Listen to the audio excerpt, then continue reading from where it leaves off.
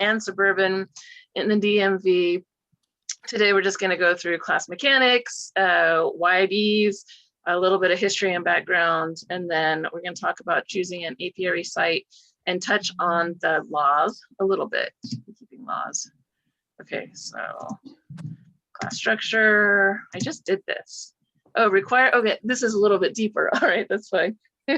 Requirements for completion, getting your certificate, our approach. The history is a kind of a two-part course, and then I'm gonna go through some of these other things. Okay, so this course, 6 class sessions in order to get the fancy certificate at the end. You can miss one, but because we're on Zoom, I think everything is being recorded. So even if you miss one, you don't have to miss one. We can talk. So if you miss more than one, we can talk and see if I was successful in recording it, etc. All right, we do have reading assignments. With the exception of one of the books, everything is available on the student resource site. We have 5 homework assignments. They should be fairly straightforward. It's partly a way for me to sort of continue to gauge how much people are doing their reading and and how sort of where you're at, where your level of understanding is. Huh, Jordan? God bless. God bless. Okay. And then the class site. Everybody was able to get onto the class site? Okay, I see 2 nodding people. Jordan, were you able to get onto the class site? No, I'm still just settling. So I'll be in about 2 minutes. Oh, I meant the website for the class resource page. Oh, yeah.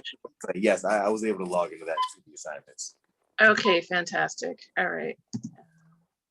And then we will at some point work in a hands-on component, but typically that's something we do, a couple of weeks after the last day of class. It may be, I don't know where everybody's at with the pandemic. So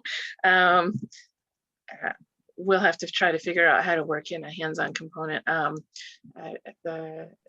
David and Kim, I think we probably have that under control. And Jordan likely will, when we come to your site and help you guys set up, we can kind of do some of the basics with you guys too. So all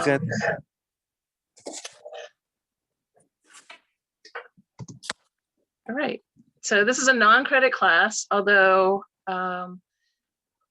we are on trajectory.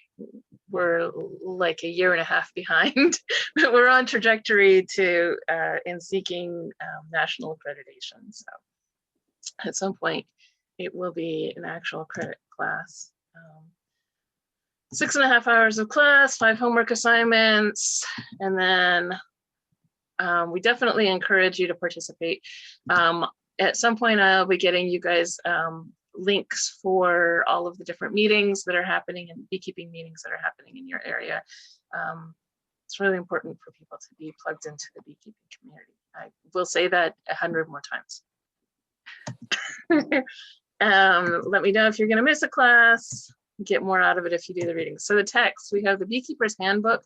That's something that's available in hard copy. There's a couple of sites that you can get it from. It's also available in Kindle version if you go to Amazon.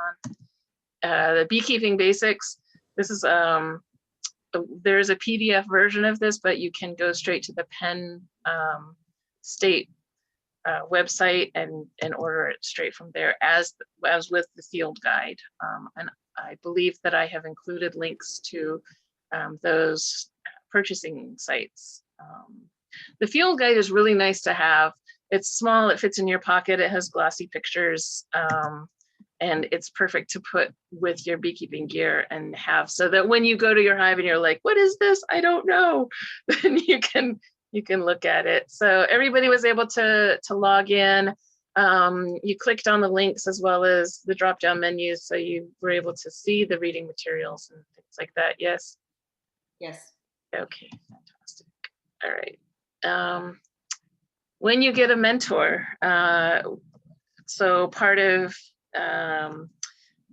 plugging into the beekeeping community is so that you can have not just one mentor, but many mentors, many people that can answer your questions and share your interests. Your mentor will make themselves available at a mutually agreed upon time and means. They will provide general guidance about beekeeping. They can help you answer specific questions or maybe point you in the direction of what you should be looking for in order to answer your own questions. They'll offer advice on specific. They'll encourage you and coach you and refer you to others if they're not able to answer your question or you feel like you might benefit from somebody else's input. They do not do your work for you. They will not study or do your research for you. They are not responsible for your bees or for your actions. If you listen to them and you try something and it wasn't the right thing, don't blame them. You should also have been, fact checking as you go. So, a mentee will provide reliable contact information. You'll do your homework, which means you'll try to figure out whatever it is before you, so you have good questions to ask, and you'll come up with a list of all the things you'd like to know, and sort of depends on the mentor. Some people are cool with a text every day. Some people would like to have just one conversation and get it all over with. So just try to be cognizant that your mentor is there as a help and support. Keep records. This is for you as well, and we'll talk about record keeping later on in additional classes. But if you have a good record of what's going on with your bees, you went there last week and it looked like this, and the week before it looked like that, and now this is happening, that's much easier for somebody to figure out what may be going on than if you're like, well, this is what's going on, I see this. So it's really great if you can, I know pandemic times it's difficult to get into other apiaries, but it's really good if you can arrange to just go help somebody else out for an afternoon with whatever it is that they need. Beekeepers quite frequently need a couple of, extra hands are always nice. So, and then respect the information, but take it with a grain of salt. And then don't be shy, go ahead and ask. Now, having said ask your mentor, do your homework and ask your mentor, you will find that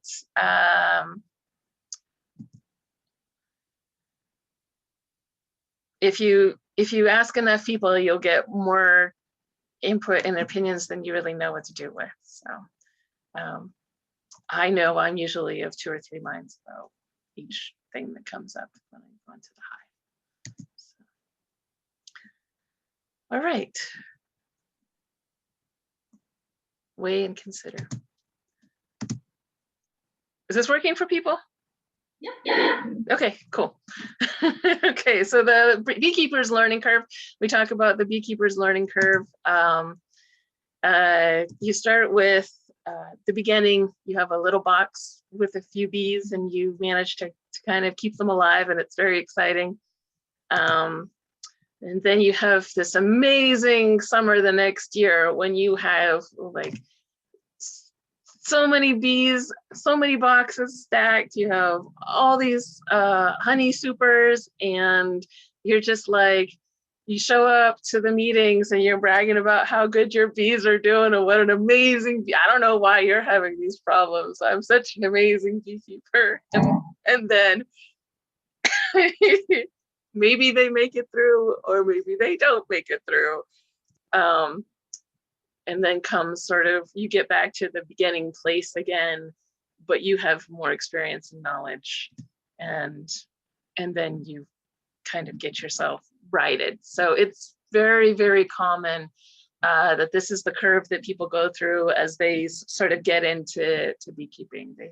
They will have, you know, terrible success, terrible experiences, and then wild successes, and then as you kind of become more familiar with what you're doing, you kind of even keel out. So.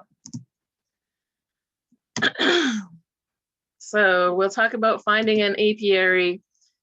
Oh, this is a holdover. Usually we send home catalogs. I can send you guys links.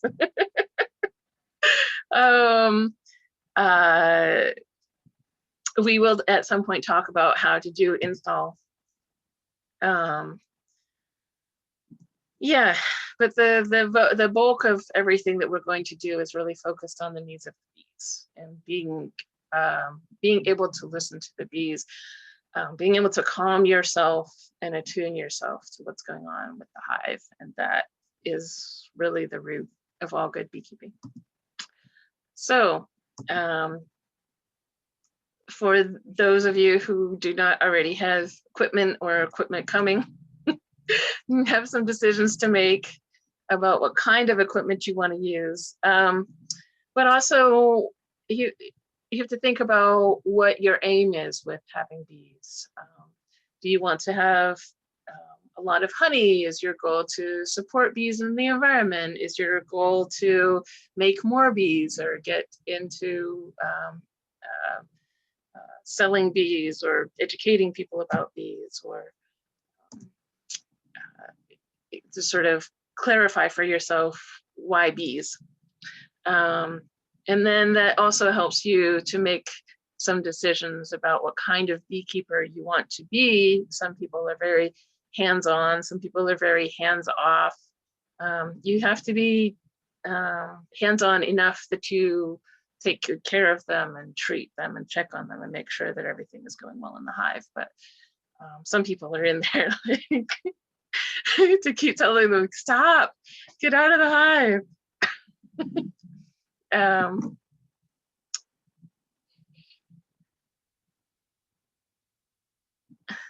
Hi, David. This is going to be confusing because there's actually 3 Davids in the class. But welcome. We've already started going a little bit into some of the class mechanics. But we'll just That's keep fine. going. I'll catch up. Thank you. And I can catch you up later if you have any questions. So we were just talking about the types of bees, variety, the strains of bees.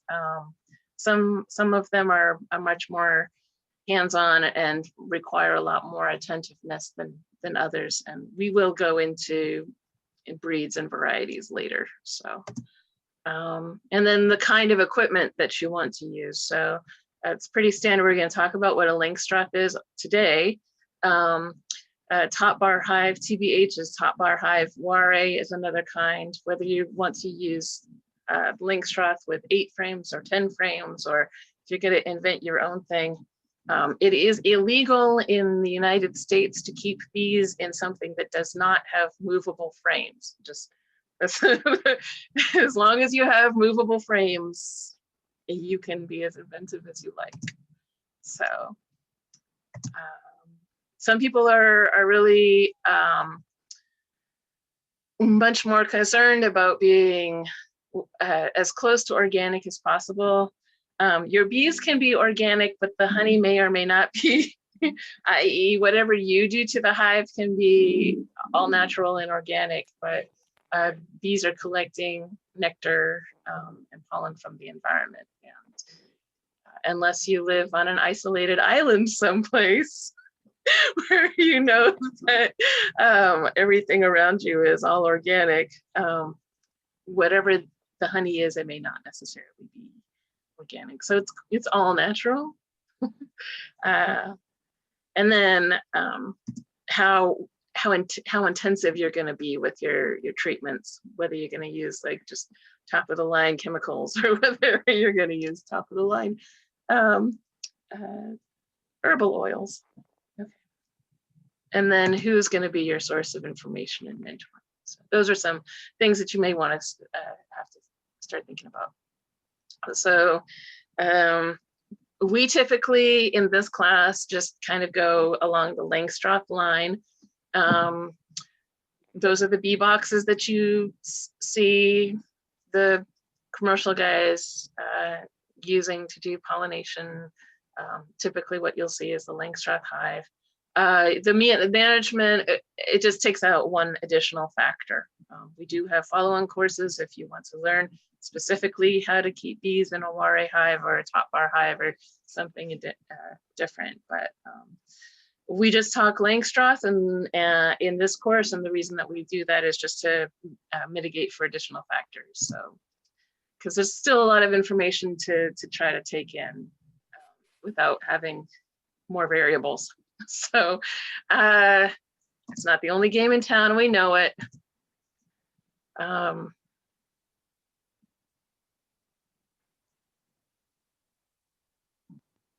Yeah, so we'll talk about just the rules of thumb, how things are between bees and beekeepers and our urban and suburban environments. So,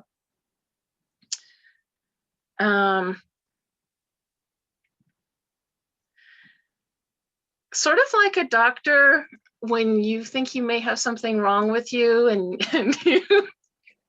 you Google, you know, toothache and earache, and you come up with, you know, you have some weird disease and you're going to be in a lot of trouble. You may even feel very strongly about that, but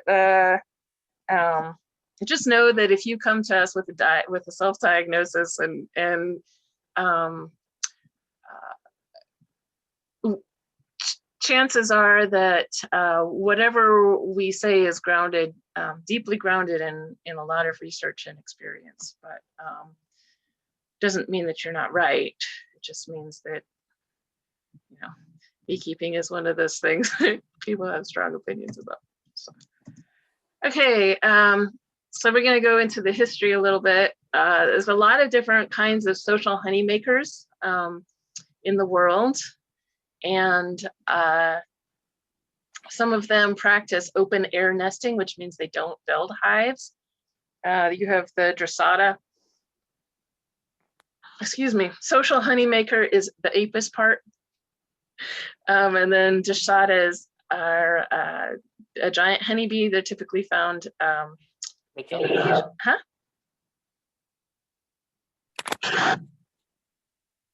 They're typically found in Asia. You have black dwarfs and red dwarfs. They're difficult to keep, although some people do manage to harvest honey, but they're hard to actually like manage the bees.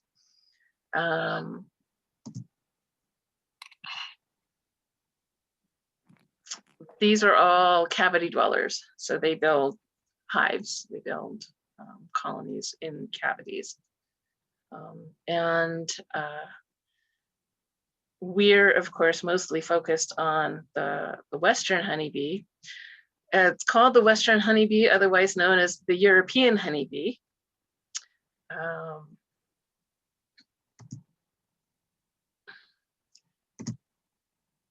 Aha, okay. So honeybees are pretty old. We have some really great fossil records here. And you can see that just really the structure of this bee looks very similar to the bee that we see today, including the divided wing. So the structure of this wing is essentially the same as the structure of the honeybee's wing that we see today. We do have ancient fossil records of an all-American honeybee from the Miocene, from the middle of the Miocene. However, of course, it's gone, but there were bees on this continent originally at some point.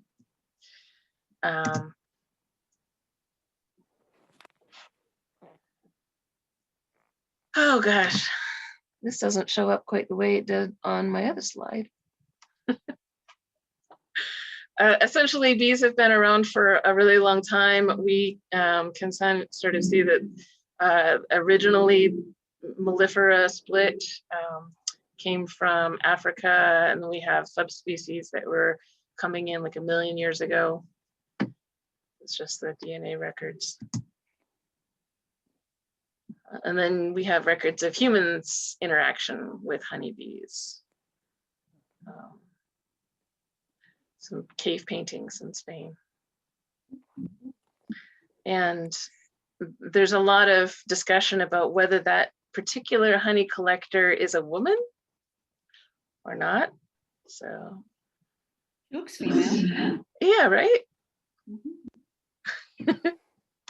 Can't ask them though, sadly. No. And then here's a nice record, pictograph record from an Egyptian tomb from almost 27,000 years ago. And actually, this method of beekeeping is still practiced in Egypt. Essentially, it's like a long tube, and the bees occupy the tube.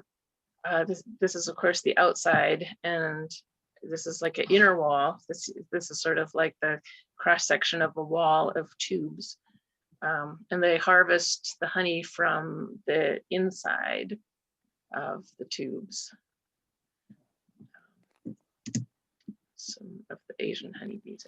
Okay, so at some point, somebody had the bright idea of putting bees on boats and sending them off to America. So we have some interesting records from that. 1622, on December 5th of 1621, the Council of Virginia Company in London wrote to the governor and said, "We have by this ship and the Discovery sent you diverse sort of seed and fruit trees, as also pigeons, conies, rabbits, peacock mastiffs, and beehives, as you shall by the invoice perceive, and the preservation increase whereof we recommend unto you." So here's a few. Try to keep them going. Yeah. Exactly. But imagine being on a boat going across the Atlantic with beehives and pigeons and, Wow. and everything else. Oh, exactly. So, and being on the boat for almost 2 months. Yeah. And so here they arise, get here. When they arrive, they're pretty successful. They do really well in our environment. They land in Virginia and they prosper. So they take over the whole east side of the country and all the way up to the Rockies. They get to the Rockies by the mid 17th century. And at some point, and they get stuck because of the snow barrier. But at some point, somebody's like, well, we need to have these bees in California or Oregon. So they actually transport them on wagons over the snow in winter. And that's when they get to the West Coast, but they also thrive out there. So the vast majority of colonies at this honeybee colonies at this time were feral. And they were just enormously successful and changed the face of what could grow, what could be grown, because of the enormous amount of pollination that they were providing. So in the 1940s, there is now a record of how many hives there are being managed. So nearly 6 million active hives, 1 in 6 families, and that's families of every class, every color. So, you know, you have bees are almost as common as chickens. Beehives are almost as common as chickens at this point. And then we have like a slow decline up until 2005, where it declines by nearly 60%. But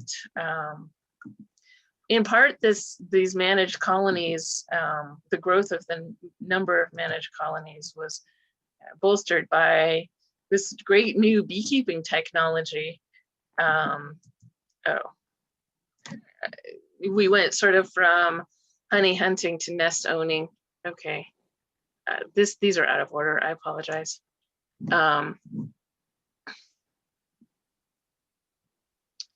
So this is the slide for honey hunting. It goes to nest owning. It goes from skeps and gums, which are essentially like the straw, upside down straw basket style, which is the skep, or the gum, which is the hollowed out trunk of tree, to movable frames, and recognized for medicine, sweets, and in part human survival. And this is where I was trying to get to, Langstroth. So this guy came up with this crazy contraption with, you know, different sizes of movable frames and a hinged lid, and the secondary lid hinged just a little bit. And it was all movable though, and that was kind of the big thing, was you could actually harvest honey and then put the frames back in and preserve the wax.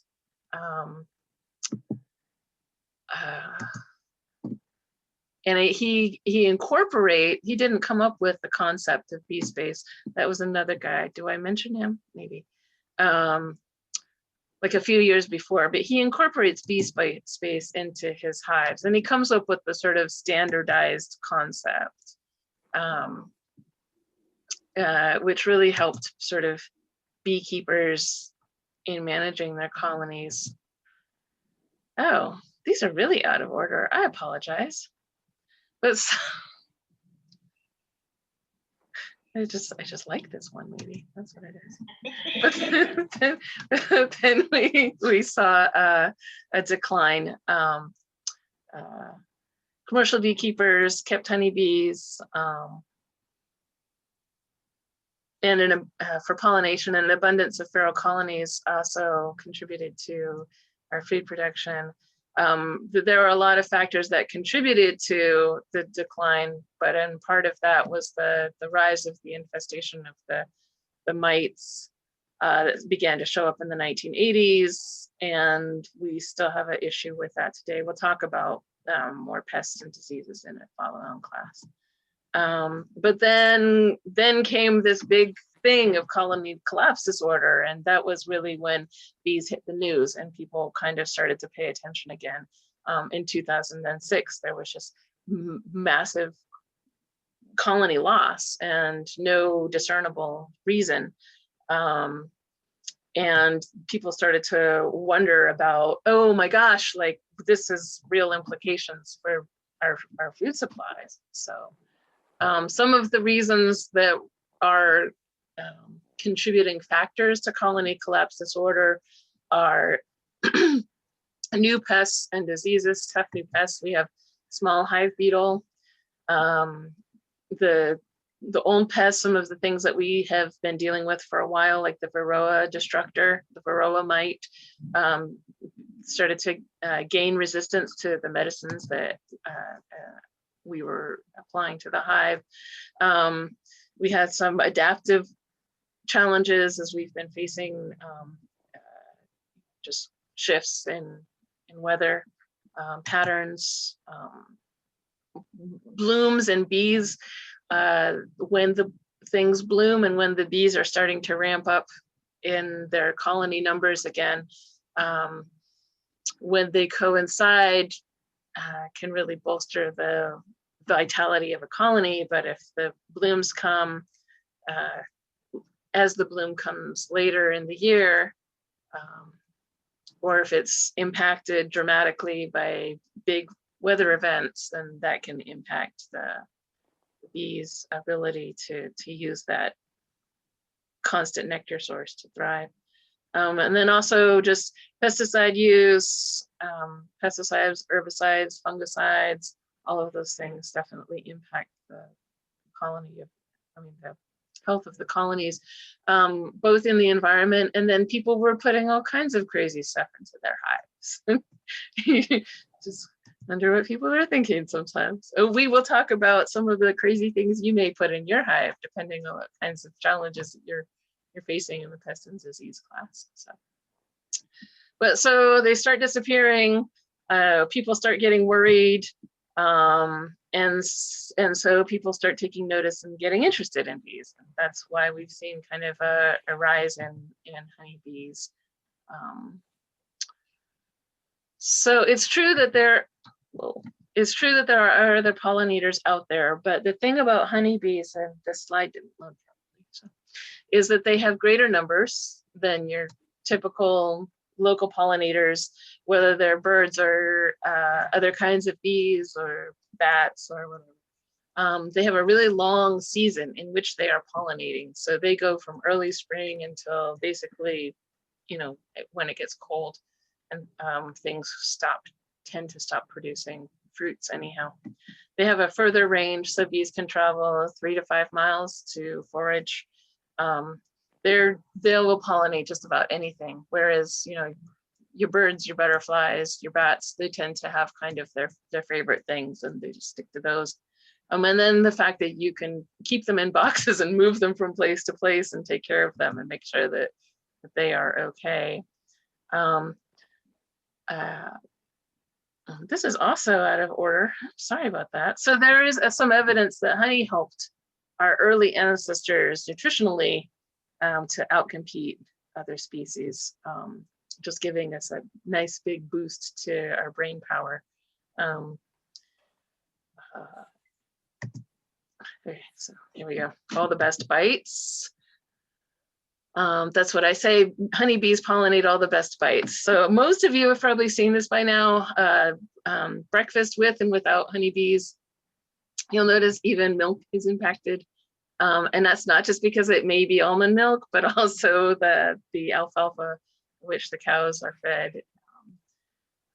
So milk and cheese production would be impacted without honeybees. And then this is something that was put out by Whole Foods. This is a lovely image to show children and ask them which store they would prefer to shop at. All those wonderful things, apples and bananas and things like that. So they're important here. Our urban jungle is a habitat. We have a lot of people that are trying to grow food locally. So helping them by having honeybees is great for all of us as a community. The future is increasingly urban, so keeping bees, learning how to successfully keep bees in an urban environment is really going to be key for local food production again. And then urban and suburban honeybees are definitely woven into the food web. And then just to keep in mind that all beekeeping is local. So your average hive will only have bees that go 3 to 5 miles. So if we only ever kept bees out in farms, we would not have the high food production that we have within the cities. So just as an example of the things that cities can do, we have an increasing canopy. We've actually surpassed this number. So this was the number for 2011. And we are almost to the tree canopy percentage. This was put out by Casey Trees. No, this was put out by DDOT in conjunction with Casey Trees. I actually did some of the Esri work on coming up with some numbers for DDOT for this, but we've actually already surpassed the 42% tree canopy number, or the 40% tree canopy number where we had hoped to be a little bit further along. So we're actually doing really well. The question is, are cities bad for bees? And again, I'm just using DC because I did some of the numbers. But we have a 34% tree canopy. We have 2 massive rivers that are really great water sources for bees. We have an incredible parks system in and around the district. Historic arboretum, we have community gardens, rooftops, containers, and all of these things are things that are kind of, you know, I put the city limits here, but those things are all things that kind of spill out into surrounding areas and are similar in numbers for Maryland and Virginia, although we have yet to see these lovely numbers happen in Baltimore, which we have to work on. And so with all of those things, we actually have a pretty strong green web for the bees to harvest from. This is something that was said by Jim Fisher, a colleague and friend, beekeeper in New York, from the Honeybee Conservancy. He says, 1 tree, and Kim and David, David was pointing out the tulip poplars in the backyard. So 1 single tree with a 15-foot radius offers the equivalent of nearly 2 acres of blooms. So you guys have a lot of acreage of blooms around your place. So the role of urban beekeepers is to support the green space through adequate pollination, partner with bees and neighbors for a sustainable community. It's also a really great engagement point for people to talk about the web of life instead of just the weather. Although when you're a beekeeper, you talk about the weather a lot. So, and then also just kind of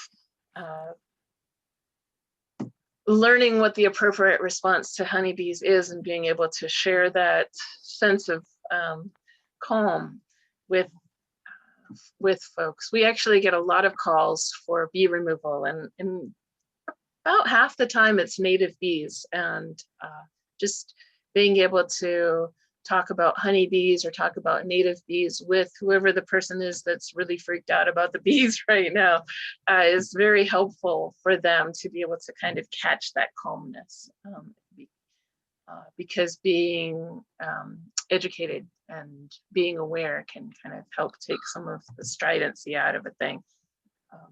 But whatever you do, you can help hurt or be neutral. But at the end of the day, the bees and the native pollinators are going to be the ones that are calling the shots on how things work. So the idea is really just to get suckered in, though. Just go ahead, fall down the rabbit hole.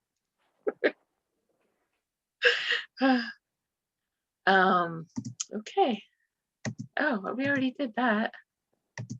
And we don't need to do this. And you guys already have your level of response. So, you know what happens, I think, is this is a configuration of 2 presentations, even by the background, I'm guessing. Okay, so the ideal apiary site selection. Are you with us, Jordan? Yes, I just have myself.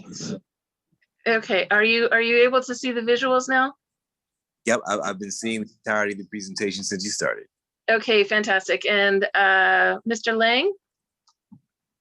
Yes, You're on the video or you're on the phone? I'm on the video. I can see the slides. Okay, fantastic. Were you, do you have these, or have you already figured out where you want to put these, or is this just an academic pursuit? I don't have bees yet. I was advised to go through training first before getting bees. That's smart. That's a good idea. Okay, but you're considering having bees. Okay, so site selection. Between sun and shade. So balance. Balance is everything. Bees actually do very well in a sunny spot. Typically, though, in our region, beekeepers do better in a shady spot. So if you have to do management and it's 104, you don't want to be doing management in your bee suit in 104 degrees in the sun. That's just, you know, and if the thing of the heat and, you know, the noise and the being all cooped up in your bee suit is the thing that keeps you from doing the management technique that is going to help the bees in their health, then it actually does impact the bees, whether they're beekeeper, whether their steward is comfortable or not. So having some sun exposure is good for the bees. They do like morning sun, just like many of us like to have the sun come in the morning to wake us up and invigorate us and warm us up and get us out. Bees are similar. And then some sun exposure is also good for certain pests. Excuse me. For certain pests, because especially with the small hive beetle, they actually have a part of their life cycle is on the ground, and they don't do very well in this direct sunlight. So so sun is good for that. Yes. Can they have too much sun, or like can they, because of the heat? Well, they do have to expend a lot more energy to cool the hive. They will cool the hive even on a very hot day, but they need a good water source nearby, and they'll expend a lot more energy cooling the hive as opposed to going out doing all of the other wonderful things that bees do. But they do have a method for cooling the hive, which is essentially like turning the whole macroorganism into like a swamp cooler, essentially making moisture in the air and then fanning it to make it evaporate, and then pulling the evaporated heat out of the entrance of the hive. So they're pretty efficient at doing that. And if it's too hot in the hive, they'll be like us hanging out on our front porch. You'll see them all over the outside of the boxes, just trying to stay cool. So they can deal with it, but it's better for them to have a little bit of a balance too. So exposure to wind versus ventilation. So it's great to have some airflow, some movement, some air movement past them is good for them, but you don't want to necessarily put them in like a prevailing northern wind spot. So if you know in winter you have super cold air that's going to whoosh through a certain area, either you will have to build a windbreak to prevent the wind from sort of taking out all of the slightly warmer air that they managed to create around themselves, or set them back from the area behind something, or just put them in an area where they're not necessarily exposed to that cold wind. But you also need available forage. Now in our region, available forage is not usually too much of an issue, especially as people begin to be more on point with urban farming. we have more and more available forage. So, and as municipalities begin to realize that street trees are valuable for more than just giving people a reason to rake leaves and so water, you want to have a water source nearby, and it can be a natural water source. If you were going to just put your bees out onto a site and not be there to make sure that their little water dish is refilled, or that their pond is refilled regularly, them having some kind of available water is absolutely necessary. Water is the most dangerous thing for honeybees to transport because it has no nutrition. So it's heavy and there's nothing there for them. So having a close water source is not only good for the bees, but it's also the law in DC. It's also the law in Maryland. And you know what, I quite frankly can't remember if it's the law in Virginia or not. It should be. Having a nearby water source is good for the bees. Also, accessibility is kind of a thing to think about because bee boxes can be heavy. You may have to make a few trips to the hives on a regular basis. So some people are like, oh, well, I'm gonna have my bees, you know, out at my friend's house in the country, and I'm gonna have to drive 2.5 hours to get there. Well, that's a really lovely idea, but you may have to drive 2.5 hours and then turn right around and 3 days later drive 2.5 hours again, because there's a queen issue and you're going to have to requeen, and you have to put the queen in the cage in the box, and then you have to come back 3 days later and let her out. So, you know, your own accessibility is pretty important too. And then also just the equipment is heavy. If you want to harvest, you have to think about that you're going to have to haul, you know, 80 or 100 pounds of something, whether you put them in the box or you put them in a different box or you stack them in buckets or however you get it out of there. You don't want to be tramping it through some weird wooded area with roots sticking out everywhere. How many colonies can you have? So that's another thing to consider. What will your available forage support? What kind of, how heavy is the bee traffic in your area? The addition of a couple of hives in an already heavy traffic area is fine, but you know, setting up a 50 colony apiary is going to put some stress on, you know, additional stress on the region. So visibility to the public. Now, we have commercial clients that they are really excited to have people see their bees, and we make special stickers and laminate them to their boxes because they want people to know that these bees belong to us and we're doing something.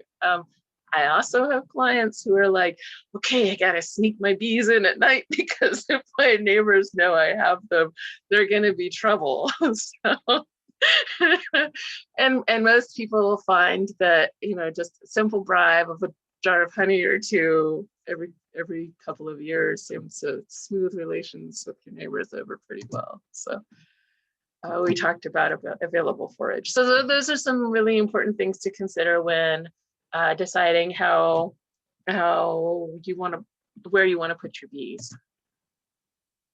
Some additional things. So everything on the previous slide, and then in urban areas, there's usually some sort of like a property setback. In DC, it's 6 feet. In Virginia, it's about the same. So you can't have it right up against the fence unless you have permission from your near neighbor.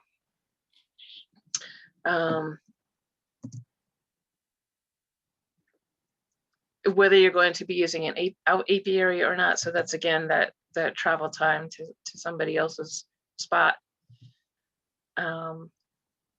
So avoiding nuisances. So there are a few things that can happen with the nuisance. If you set your bees up in such a way that their flight path takes them straight across the area that you like to use for other things, you are going to continuously have these close encounters with the bees as they go through their flight path. You don't want to put your flight path necessarily straight through the neighbor's yard either, or across the street or across the sidewalk. You just have to think about if you stand in this position where the entrance of the hive would be, squat down to the level of the hive entrance and sort of look for the nearest big patch of sky. That's usually where the bees are going to go to, fly to. And so by reading the flight path, you can position or angle your hives in such a way that you can kind of mitigate or prevent conflict between the honeybees and the human beings. Also, fecal trails are something to consider. Last year, we had a student who put his bees on top of his garage roof, and the way that they were flying was out across the driveway. And first couple of warm days of the year, when the bees are flying out for the first time in months, mind you, for their elimination flights, they plastered his car pretty good. So you have to think about the fecal trail. You really do. I mean, it is only pollen mostly. I mean, it's not that terrible. It's not as bad as other things, but you know, just be aware that you don't want them to leave a nice fecal trail across your bicycle seat or something. All right, and then wind speed, securing the hives. If you put them in on a roof, it's very common in the city to put bees on the roof, but we definitely recommend that you use some heavy blocks underneath them and that you secure everything down with straps and keep the straps on. And then whether or not you're going to inform your neighbors, as I mentioned before, bribery is not a bad way to go if you want to keep your neighbors' relations good. It never hurts to pre-certify a site with the city or the state authority. We have a standing relationship with the folks both in Maryland and in DC. And usually a quick invite and they'll come and check it and check you off. But your site really should be certified for a number of different reasons. But then you know, there comes the reality of, you know, maybe you don't have the perfect site. Maybe you have to figure out what the best thing you can do with what you have is. Oh.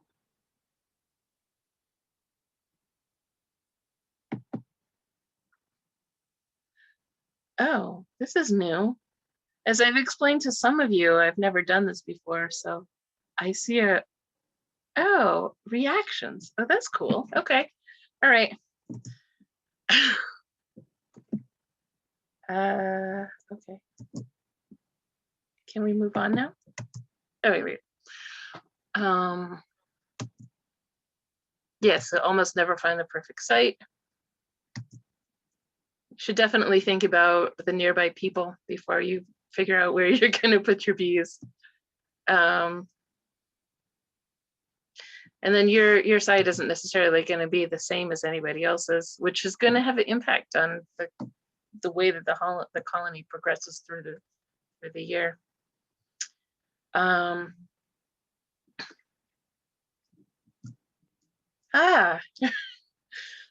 How's this for apiary selection? So these are some cliff-dwelling Asian honeybees. I just imagine like trying to harvest honey from some of these hives. Yes, that's guy is really dedicated to what he's doing.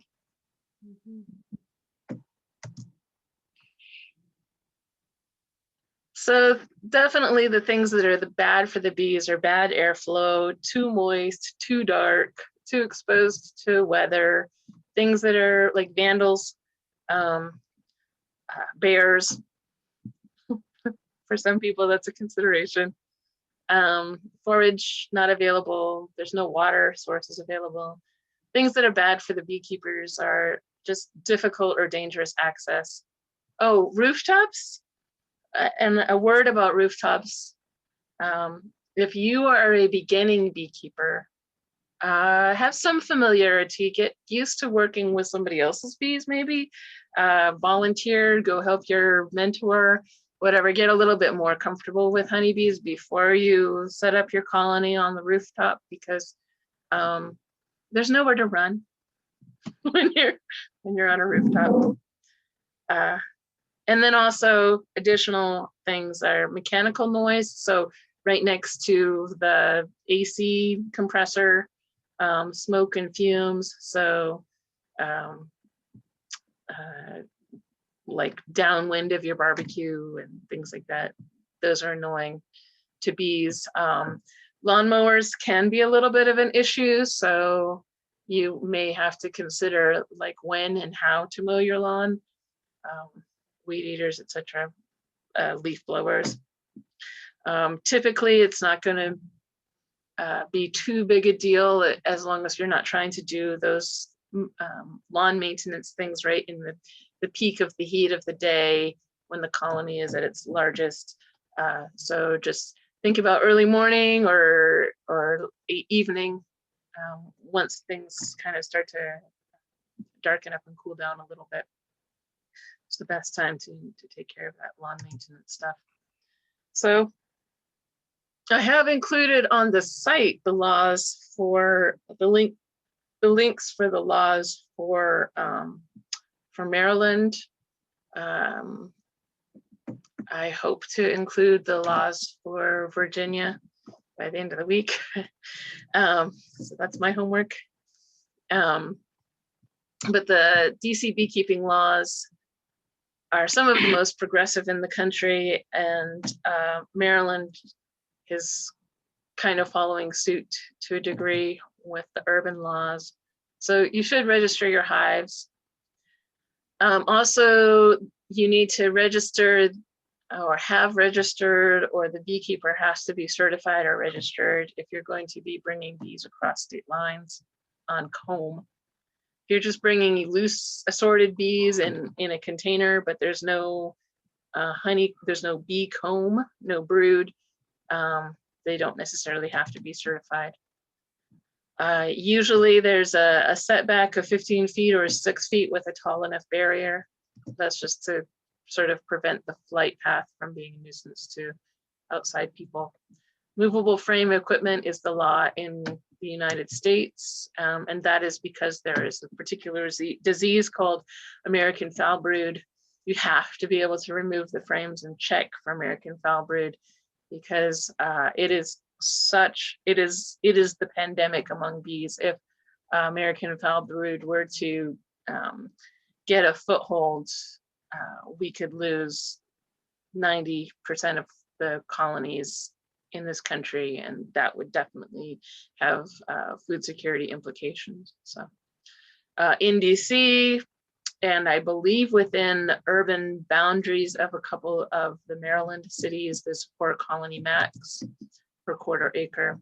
You have to use a European honeybee. We don't have an issue yet with Africanized strains, but they will cross the cold barrier. Right now, it's the winter cold that keeps them out.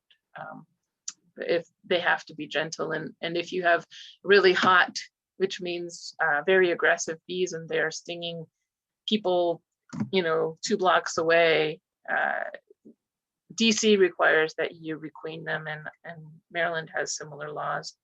You have to give them water. You have to have water available for them, or there has to be water available on site You have to attempt to keep them from swarming, which means swarm management.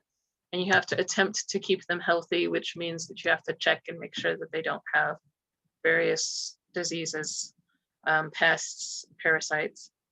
And then if they do become a nuisance, you have to try to do something about it. There are fines for non-compliance. If you're in DC, this is the person to catch.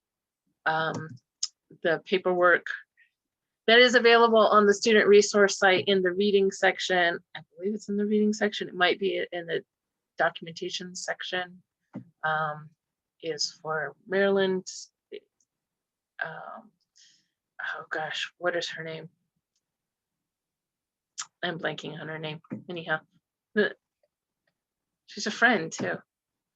Well, happens. I'm doing something new. I'm not going to remember everything else. Okay. So what time is it? How am I doing? I'm blowing through this. Wow. Cool. Okay. The next classes will be a little bit longer, I promise. You're not going to get off so easy next time. So next time we're going to go through biology and colony dynamics. Just recognize that understanding them is the first step to helping them thrive.